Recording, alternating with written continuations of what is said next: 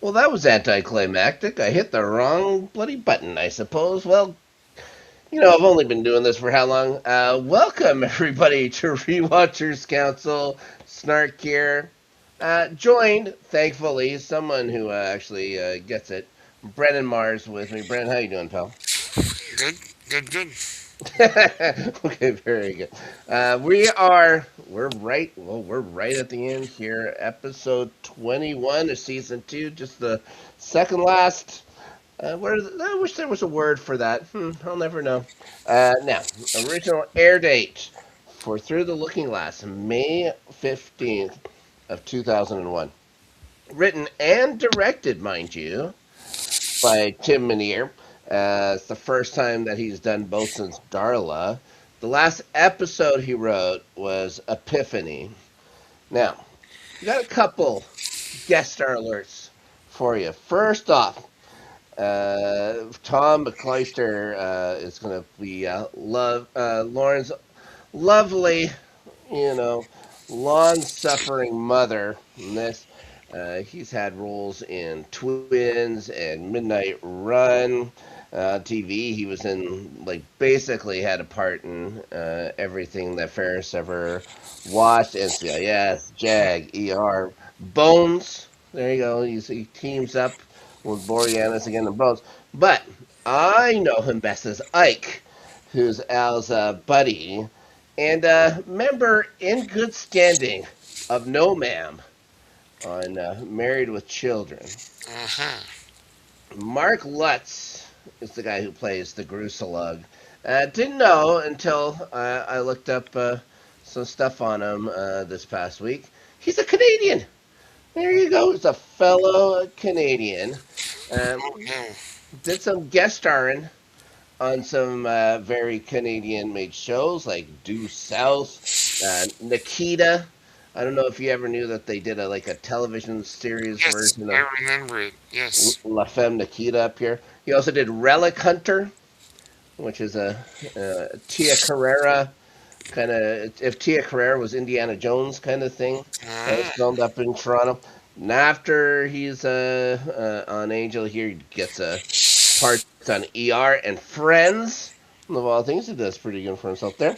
Most recently, he's come back to Canada to do a spot on a show called Murdoch Mysteries, which is again a show that takes place in like the 1800s, but a private investigator, I believe, or a cop.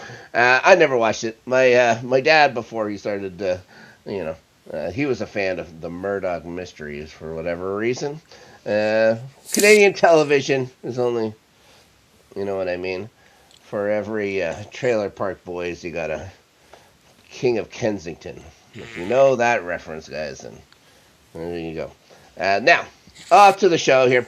It takes place like immediately where Over the Rainbow ends. They're in Princess Cordy's court here, it seems. We got they're going to be asking her to get released. The constable there is going to be inquiring if she'll be eating their flesh soon, Brennan. Hmm. Not to, you know, maybe she's a little peckish, but I doubt it because she says, well, after the joking little thing where she says off with their heads, she never really understands that these guys are going to take everything she says very seriously. So it's like when she says pardon, people get pardoned. And she says off with their heads, they're ready to go off with these guys' heads. And so she recounts that and stuff like that. She's gonna pardon these guys. They look very happy to see her. Oh, the hug she's gonna get. Except they breeze right by her because I guess there's a huge spread in the throne room of all places here in Pylea's castle. Mm-hmm. Lucky for everyone there, all the food seems very familiar to Earth, at least in the castle. We'll find out later on that food can be a little different. Anyways, against this constable is, uh, now, Cordy's going to give Angel all the cliff notes on how she obtained her nobility. You know, it turns out with the the covenant there and the cursed visions and blah blah blah blah blah. Lorne asks, of course, if she got a vision. She says, "Yep," and explains they're getting, they're getting Gru to go in there and stuff like that. Then there's a scene where there's a prophecy of a cursed one that's told by the covenant of Trombley, which is those purple guys, I guess. Purple or red? I think it kind of switches. I thought they were more red in the last episode, and they're kind of purpley here, but maybe it's just an old copy. This DVD I got. Anyways, it turns out she has the pure sight. And a direct link to what they call the powers, of course, the powers that be. Something, I guess, that transcends any kind of dimension that they'll be traveling to here. Wesley believes they can, use this as leverage. They'll get a way out of there. And then they're going to fill her in on how they got there. She mentions about the trombonal guys have all these books. Books usually help with things. Gunn mentions, well, we're going to have to find a hotspot. That's something they didn't think about before. Angel's just checking himself out in the mirror. It's been a while since he's had a good look at himself, I guess. Now, she's filled in on him that, the rules in this place are a lot different. The sun doesn't kill him. He can check himself out in the mirror and stuff like that. So, looking pretty good for Angel. Now, yeah, it does have to deal with the poofiness of his hair. He wonders why no one's ever talked to him about it. Corey's getting all very flustered with this. He says he'll look good. But I know that Spike has mentioned the poofiness of his hair before. He just didn't want to hear it. Mm-hmm. You're stuck with the hair anyways. Or so it seems. I think his hair changes a little bit as the show goes on. But what are you going to do? Anyways. We're going to talk about Wessing to meet up with Landok here in the Deathlock clan. Great idea. Except Lorne, of course, isn't all that into it. Goes when Wes mentions that there's the alternative of we never get to leave. Suddenly, maybe he's a little more into actually going to see the old fam. Wes is going to ask Cordy again about getting access to these books. And then, how are you going to do it? She's a, princess. She's a princess now. Her dream has come true. Brennen. Now, meanwhile, these Covenant guys are getting testy with their leader. Corey's getting a little sacrilegious here about the appointment. The vocal dude is reminded that she's the one with the powers that be access, so no one can harm her. I'm thinking the vocal dude. I guess it's their leader. I don't know if we ever hear his name. Anyways, and before the comm shock, that is. Comm shock is a very interesting word they use. And if she lives through this comm shocking, he'll allow Mr. Uppity there have to question everything to take her head. It's a lot of... They get, the guys that, fill up decapitation buckets, the buckets themselves, they've got to be making a good deal of money. You know what I mean? All these heads getting chopped off in this place. So, Lorne and Angel are going to go arrive over at the Deathlock clan's, I don't know what it is, house, if their estate. His mother, let's say, a very handsome woman. You know what I mean? Spits in his face. There's a lot of face spitting in this dimension as well. It's pretty gnarly. It's one of the worst things you can do. Anyways, he gets it done because he shamed his family. He gets told, like, you've heard these things where your father, you're always a disappointment. Blah, blah, blah. This time they're told, your father was right. We ate the wrong son. The dietary restrictions in this place are very, very loose. They just eat their own kin, for God's sakes. Lauren's going to get right to the point. Asks if anything weird happened on the day he vanished. and he gets told that they only saw feasting and dancing. They were very happy that this happened. And then she calls for his brother Numfar to do the dance of joy. Numfar is played by Joss Whedon. So the idiot doing the high kicks and the clap dances. That's Whedon of all places. So she yells at Lorne to get him and his cow the heck out of there. But Landoc's gonna show up finally here. He's gonna start praising Angel, and starting all these virtues of his noble Draken killing, and he's now welcome and honored in their home. Not Lorne. This is just their new buddy. They're gonna drape I don't know, it's like a ceremonial cloak or something around Angel. He is into this. This is something that he's been looking forward to for a while, it seems. Now he's also told he's going to be the guest of honor at a feast. Now, how about that? Not many people can say that they're the guest of honor at a feast. So, we're going to slide back to the castle here, and Wes and Gunn reading over the books. Turns out the Pylean language is similar to a lot of demon languages Wes has known, so he's familiar with it. He isn't quite getting it all. Then he says, "Oh, there's this book. Oh, that's a heart on it. A heart being a stag, better known as just like a deer. Why would anybody? I don't want to say how old I am. I'm going to say I'm north of 22, by a little bit. I've never heard anybody in my life point at a deer with antlers or whatever and say, 'Look at that heart.' Never happened in my life until watching Angel, of course, and even English people don't say. I would think they would say stag.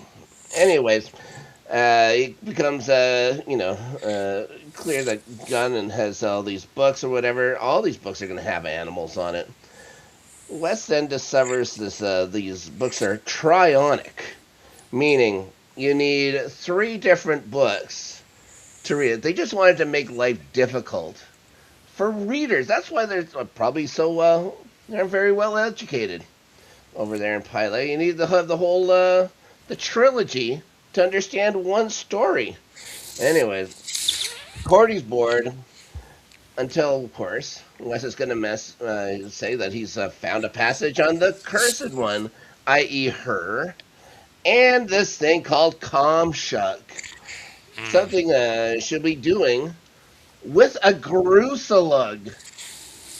Brennen. Oh, it's going to be terrible. He has no idea what it means. Gunn is the one who says it sounds dirty. He's a pretty smart cookie, that Gunn. He wants to ask a priest what all this is about. Then Wes is going to notice that next book cover is a ram.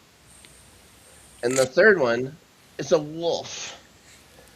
He's going to take his time here. The music changes.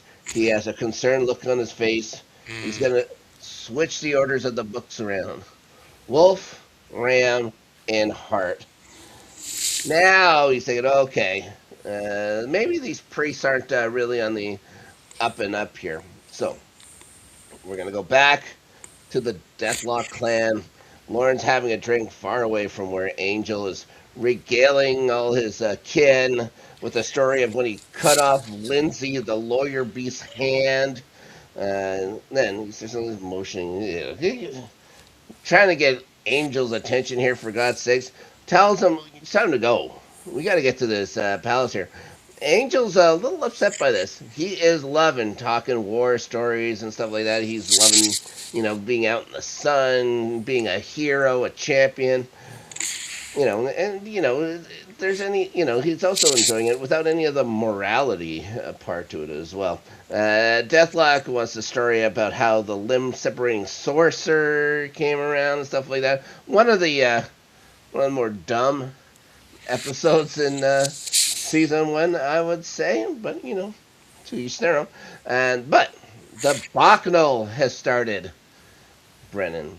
Angel is given the honor of swinging the Krebel. Lorne tries to tell them what that is, but he isn't having it. The Krebel. When you're asked to swing the Krebel, I don't know what that invokes in your mind. For me, it's like just like maybe a rope or something like that. Spinning like a lasso. Now we get back to that castle. Wes is trying to get Corey to see reason when it comes to these priests that made her princess. She says that you can go. She just wants to stay princessing. This is what she was meant for her entire life. For God's sakes.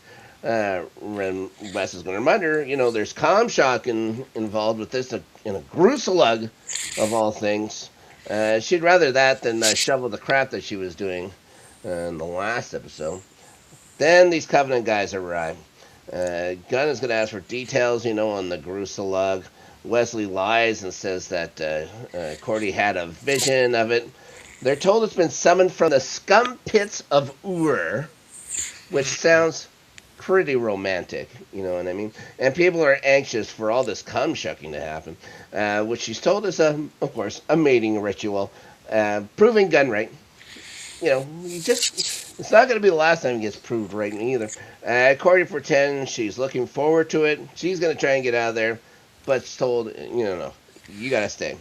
There's too many rebels about. Those rebels. There's one thing a Star Wars guys know. Rebels. I would have to say that. Now, they'll tell her when the Groosalugg arrives, and then they get out of there. She says to us, no, we're not waiting. Let's beat it. But we're going to go to the back room first now. Angel is brought to the place of honor, I suppose, this little stage they had built. Time to swing some Krebel around. Turns out, though, that Krebel is an axe, Brennen. And he's supposed to swing it at this cow that was captured in the town there. The one who was talking to Cordy. Suddenly, all his morality and stuff like that kicks back in. He's like, you can't do this. This is pretty ridiculous. You hear that girl repeat, make it quick, which makes things harder, I would imagine, as well. And that's it. He's going to take off his little garb. A little playtime is over. Londa has to remind him, this is a huge honor here, bucko. Swinging this Krebel for the Backnell. And after all, this girl was stealing from the town stores and stuff like that. Said she was, hungry. Like, don't you guys get it? It's like, no, it doesn't matter.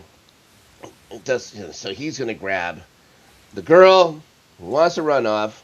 Landok jumps up. Angel takes care of him pretty quick. So that's gotta add a couple points. Maybe knock down Landok in the eyes of his kin, but we don't really hear about that. Lorne's gonna stop singing "Stop in the Name of Love." It's gonna knock everybody down. They've never heard such nonsense in their life. His mother keeps yelling about how it burns in her ears. I don't think he sang it all that great either, but what would they know? As they've never heard singing before in their lives. Angel grabs a horse that was just around and takes off with the girl. Lorne keeps singing.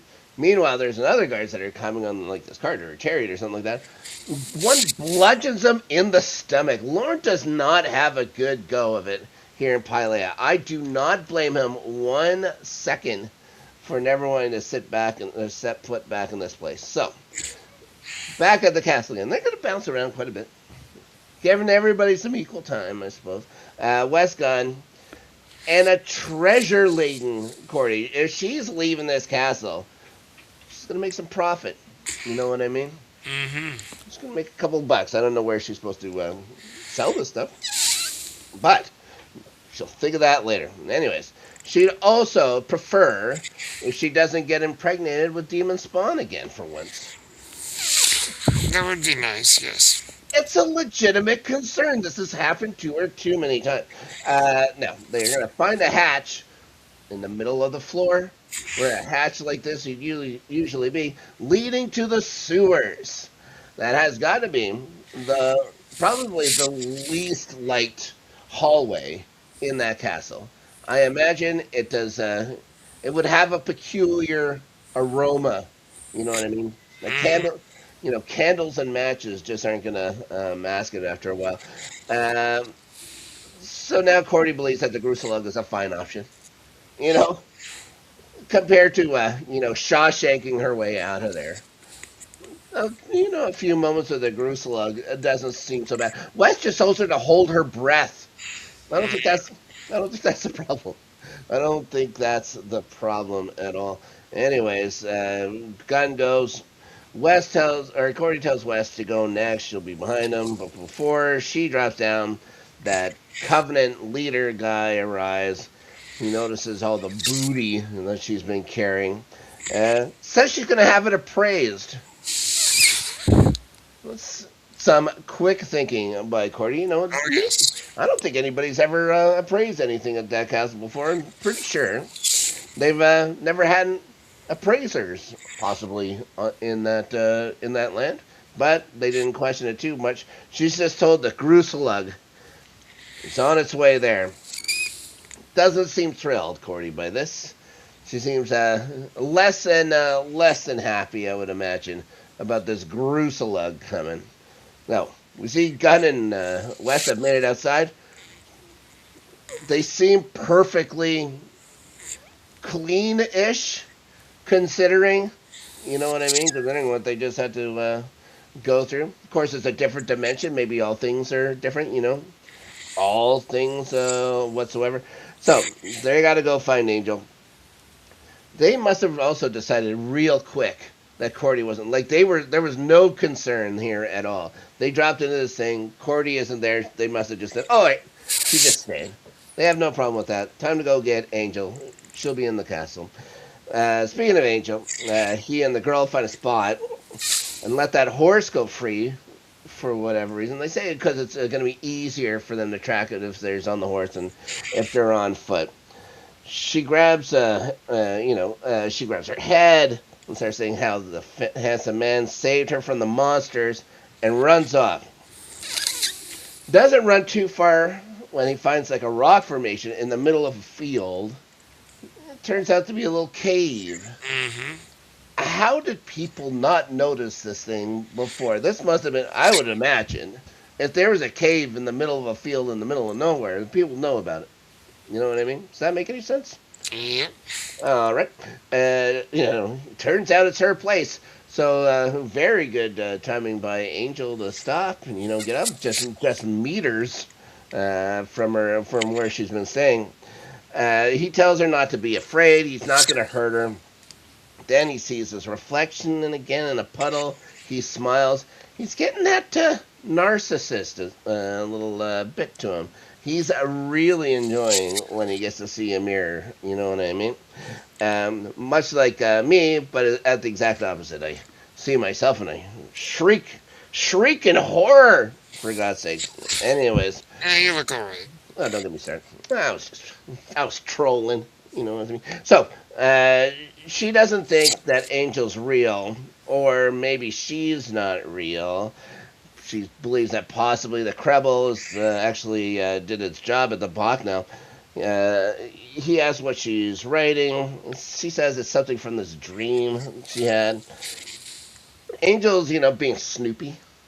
He finds a California driver's license with the name Winifred Burkle, which is a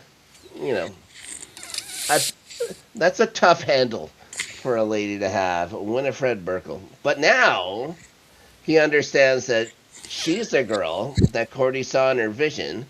I would imagine before that he would have had a pretty good idea of that. But he tells her what's happened to her isn't a dream. Calls her Fred, like the other librarian did when they went over there. They start getting cozy together. Like when they talk, they seem real familiar with each other. Which, looking back on these episodes now, just kind of feels weird. Anyways, she says she doesn't want him to be real because he's nice, and bad stuff always happens when you're in Pylea. He says he and his friends are going to take her back. She says there is no back. What are you talking about? He mentions, they're going to find a portal. And then she's going to start off about another girl who fell through one. But he figures out he's just talking about Cordy. He's like, yeah, well, we know. We were there. She's fine. And also a princess. Like, she got there within moments. She became princess. Fred, a little miffed. A little miffed. She's like, yeah, well, that didn't happen to me. I've been stuck in this cave eating twigs and stuff like that, for God's sakes. And anyways, Cordy is back here. She has these fellow cows gussying her up for the Groosalugg. She's imagining a very drawn-out courtship, maybe years. Maybe years for everything to, fully appreciate, fully bloom. Maybe in a few years. But the Groosalugg is announced. And she's going to see this thing walking up with this bag. And I don't know if it looks like a minotaur or something. Something that's not great. Yeah, she has a reason to fear. But the Groosalugg was actually following it. And it looks a little more human-ish than I would think a lot of the folks there. He politely kisses her hand. She doesn't seem grossed out by this Groosalugg here at all. Now, Angel and Fred are off finding Wesley and Gunn when some guards on horseback once again drop by. He's going to protect her by bringing her to the ground. Tells her no matter what she sees, he's her friend. This is important because this time when he changes, he's different. It turns out, like how you have different, he can be in the sun. He can see his own reflection. There's all this stuff going on. When he turns to his vampirical self over in Pylea, it's what a vampire truly is.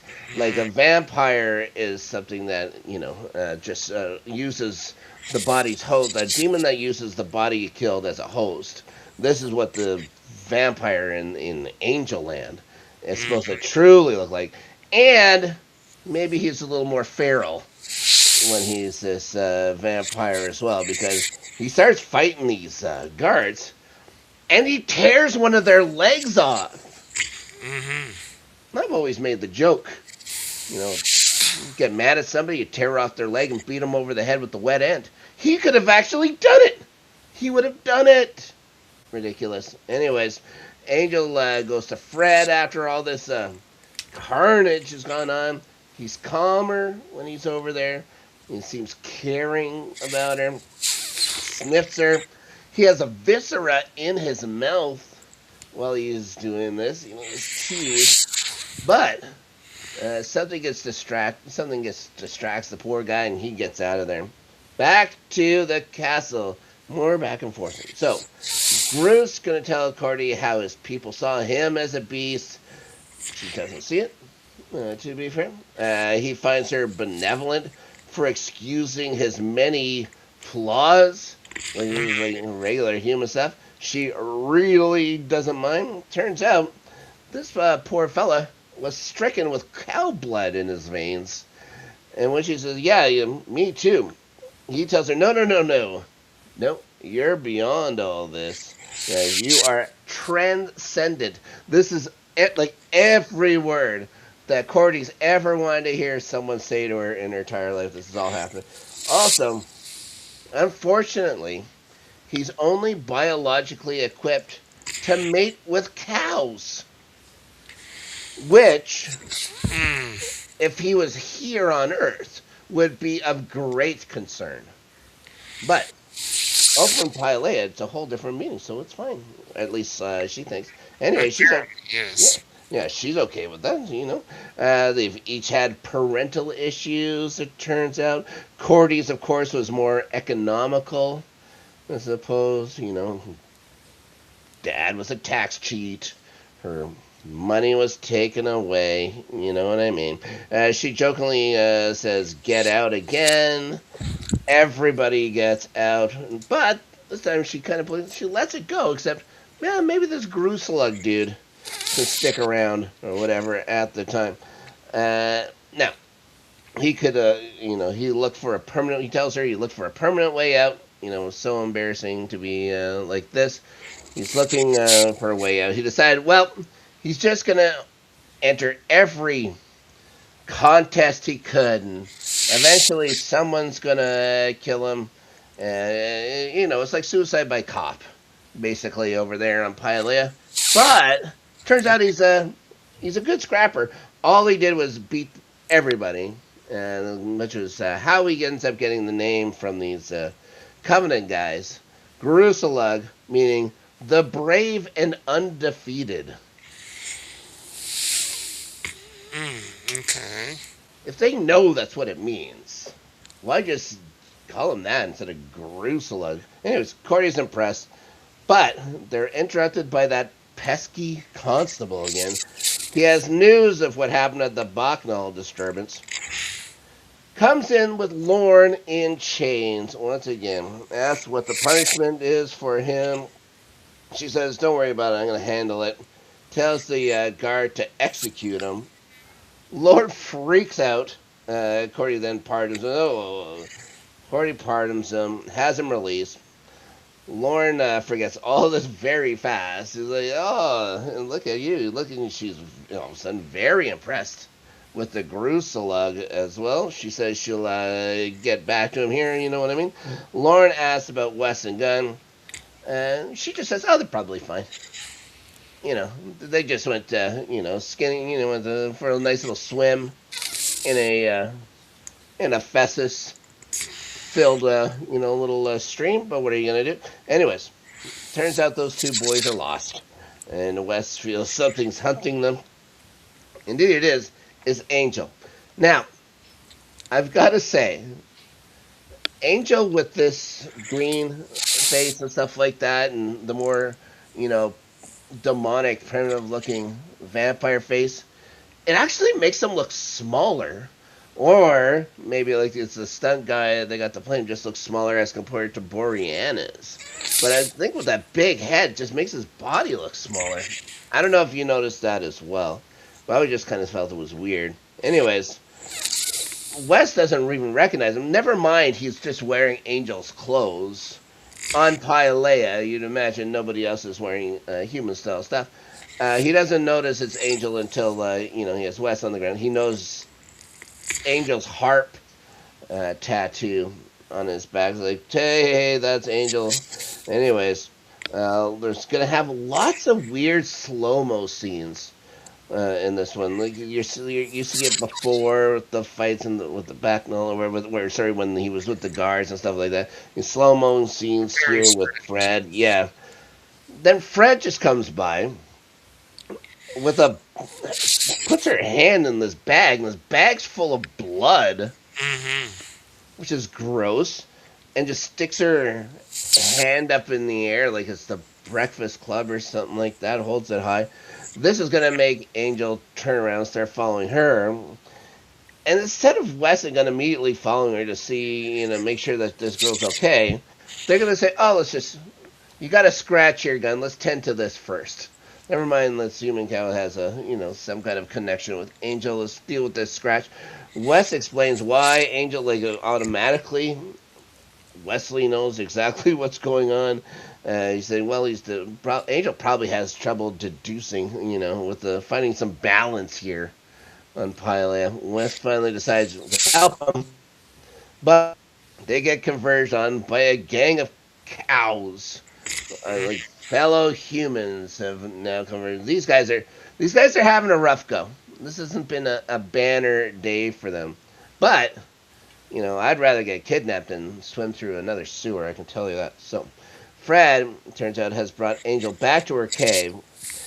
He seems calm until he once again sees his reflection, but this time it's that hideous visage that helps revert him back to his human-esque face. Then he collapses and twitches as Fred watches. He isn't handling it very well. Buffy goes catatonic, as we saw in The Weight of the World. He goes not quite catatonic, but he's having a tough time dealing. Let's say that. And we see Groosalugg winding up his life story here, which Cordy enjoyed, but tells him she's not a princess. Time to come clean, she feels. It says all these visions only make her kind of weird. Her true self is far from princessy. She's an actress, and she does, he asks what that is. Well, I do what people tell me to do. He compares her to a concubine, which she doesn't reject, which is pretty sad. He thinks they're blind, as they'd only have to see her, to know she is a princess. He seems to be laying it on a little thick, you ask me. But to his credit, it's working. This is working on our young Ms. Chase. He then tells her the Covenant proclaimed her the princess, so she's wrong. Like, you might not think you're the princess, but you were told you're princess by the guys that can make you a princess. So you're a princess. That's it. He said, and if you don't believe it, all you'd have to do is just declare it with your beauty and mercy. You know, if I live in a country that has a king as head of state, do you think I could go out and proclaim with my beauty and mercy that I should be king? Do you think I would become king? Yes. Yes. You know exactly how the kingdom works here in Canada. And so, I'd be a just and righteous ruler, I would imagine. I'd just make sure that, change the banknotes right away. Pictures of me. Anyways, she continues that if he treats her subjects as well as he does her friends, she'll do a lot of good. She said, "Oh, this is great, but this isn't real." And then they start getting a little romantically close here. And he asks, "Why not?" Well, things are getting a little steamy at the castle. Meanwhile, these Covenant guys are all getting a little grumpy. Grumpier. I guess they never seem to be, a happy bunch. Anyways, turns out Cordelia agrees with the Groosalugg and wants some parchment to get some decrees on the go here, for God's sakes. This is even before any comm shockings happen, which is ridiculous.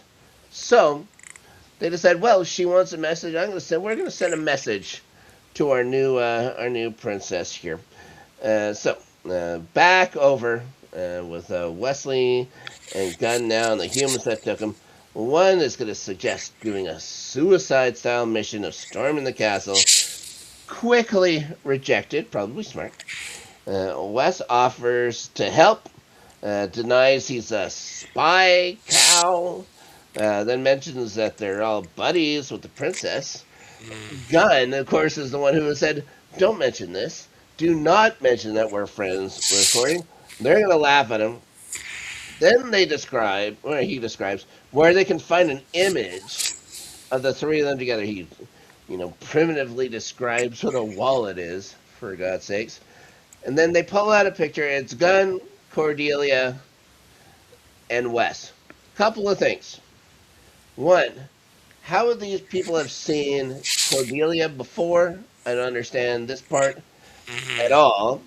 Two, who just walks around with pictures of your two friends and you in your wallet? You know what I mean? This is like, nowadays I guess everybody does because everyone has a camera phone. But he took the time to develop a picture so he can have it in his wallet, just of him and a couple of his friends. I don't understand it at all. Anyways, he promises to deliver their list of demands directly to her.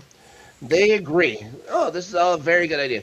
They're going to have a slight change about it, though. But then we're going to see.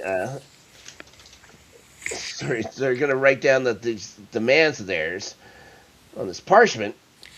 They're going to then stuff it inside of their mouths, cut their heads off, and post it on sticks outside her windows, and she can read it from there. Pretty rude. Pretty rude way. These guys are just offering to help. Anyways, turns out Gunn was right again. I think that's what the message of this could have been. Just listen to Gunn. Gunn would have had this thing done right. Anyways, Fred is going to dab a wet cloth on a still shaking Angel's neck.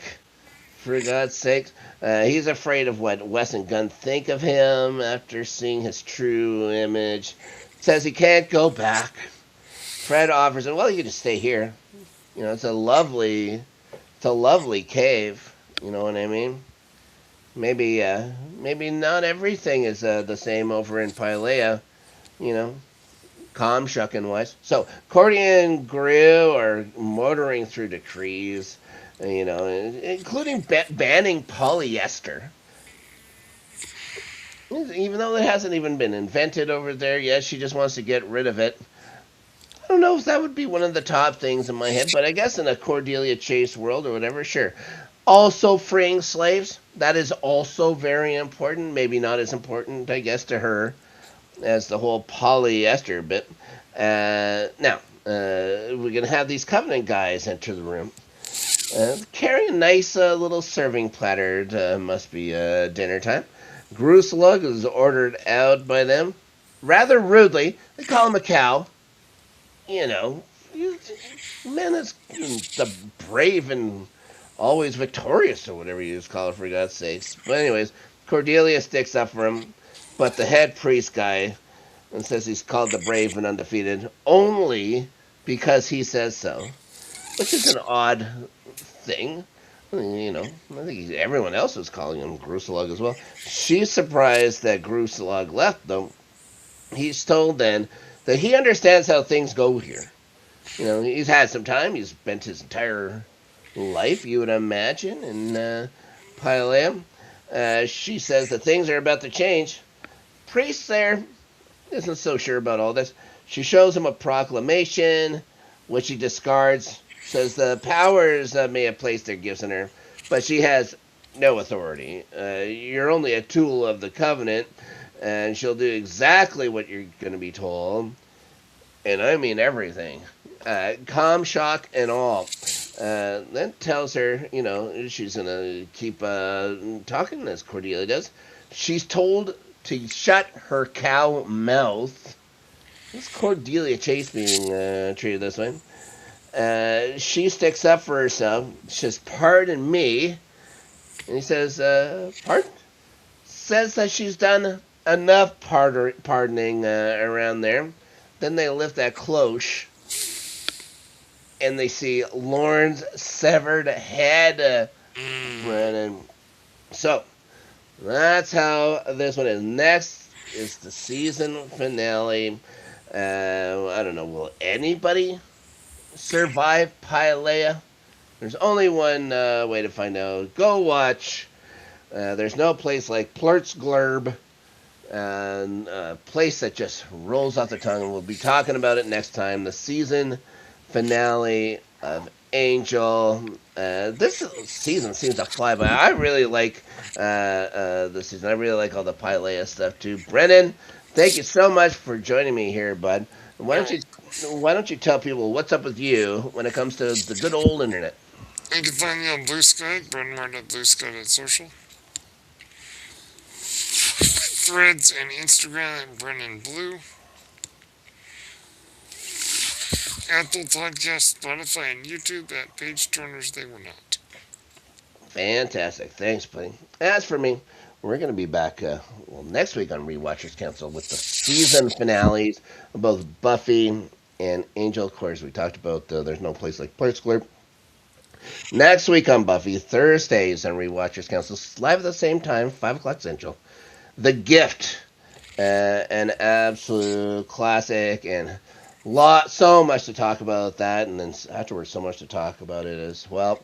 Coming up for me on our sister channel, the good old Good Friends, Better Rivals, I'll be live again in about an hour and a little bit, talking some hacky with our pal Ryan Christensen. At least you didn't call it heated rivalry. That's true. I'll be talking heated rivalry with my buddy Ryan Christensen. No, we'll be talking about hockey. The regular season's over for the NHL. Both Ryan and I's teams did not make the Stanley Cup playoffs. Adelia's did, so I'm sure we're going to have to deal with some Avalanche stuff.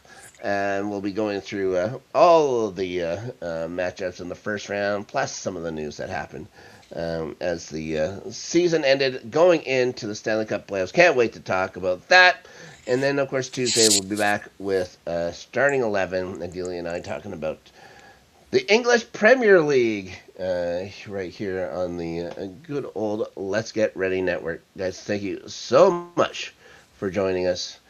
And the words of the Groosalugg. Please like and subscribe. And we'll see you all again next time. I hit the button.